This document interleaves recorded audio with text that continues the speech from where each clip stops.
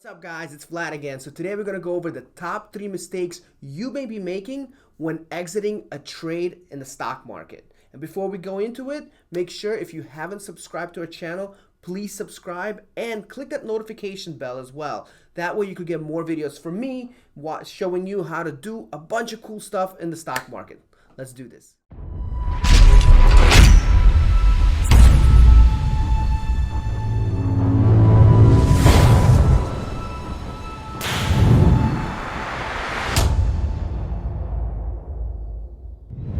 Considering this is the most common question I get is when do I get out of a trade?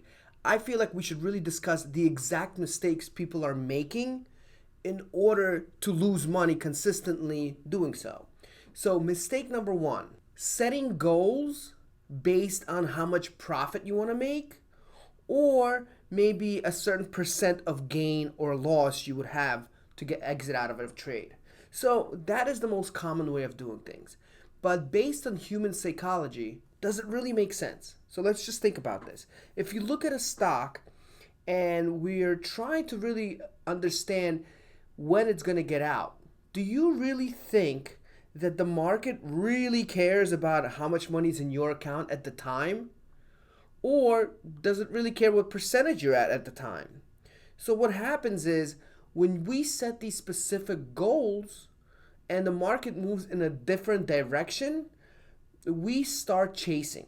And when you start chasing, that's when things start falling apart. So if the stock is at $50 and you think it's going to get to, you want to get your account to $800 and you're at $300, well, how much does it have to move? When you talk about stocks, that's one thing. When you talk about options, it's a whole different aspect. At the end of the day, it does not matter which way you go. You do not want to chase a specific goal. What you want to do is you want to be able to use the market, understand patterns, and trade based on pattern. It doesn't matter where your stock's at as far as profit-wise, as long as it gets to a certain point based on supply and demand, based on human psychologies. So let's go look at a chart and see what I'm talking about here. All right, so here we have a stock. This is actually the overall market. So let's just say right now where the stock's at, we want to look at what kind of patterns we're seeing. So in general, stocks follow a specific pattern based on the herd mentality, which means people go a certain way, everybody else follows, and it moves the market. In the stock market, you don't necessarily want to be the leader because that's just going to take too much money. Nobody really could do it. Not even Warren Buffett could get away with that. So you want to kind of figure out where the trend is going. So for example, if you notice, there's a channel here. So for whatever reason, right, this mark right here, and there's a lot of things in here. So if you're interested in other parts to this to explain as far as candlesticks and the basics, I'm going to link a video below to my Predator course. Check it out. It's inside YouTube. It's definitely going to help you out. So assuming you understand a lot of these things, if you notice how this stock is going in a direction consistently down, right? Then all of a sudden it breaks this trend. So before that, you could see it was very obvious that the stock was hitting this area consistently. So if we understand that and we continuously trade that way, we should be able to know when the stock will get out. So in this case now, if we look, for example, over here, same thing. There's a certain channel. There's different types of patterns, but we teach you how to get out of it. If you're interested in that, we have videos on that as well. But if you notice here, see how that formed? So I'll be able to figure out where the stock is going to go. So in this case, let's just say right now where the stock is, you could see it's starting to form kind of another type of channel here. So all of a sudden, let's just say I think the stock is going to go down. I'm not saying in this case that's the case, but let's just say for argument's sake, I think it's going to go down. Well, it looks to me like if it continues at this channel, then my goal is to make sure you buy a certain amount of money into the stock, and I want to see it go down maybe around here in the next maybe month, maybe two. But to be safe, I don't see why not when we could get to 365, so it stays inside this channel short term. Short term, I mean like a few days, maybe a week.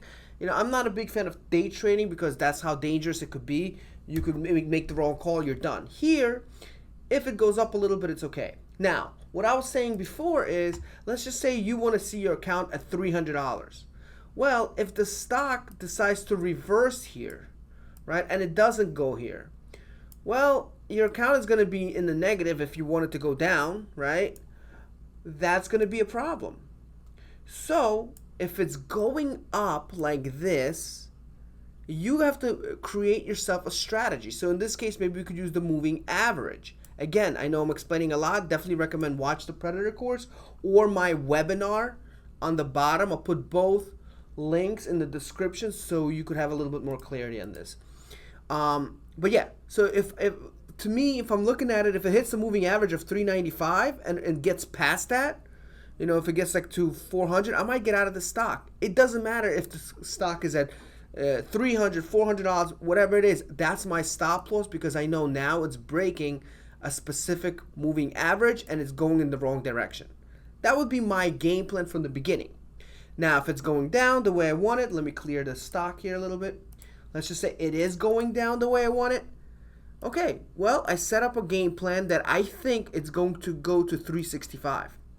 But if it gets to 370, I'm making good money. So what I would do instead of, I would probably maybe create like a closing order here or closing order here. Either way, anything past 365, I'm just gambling. Yeah, it has a chance to go down, but what you want to do is make sure you don't look at your money.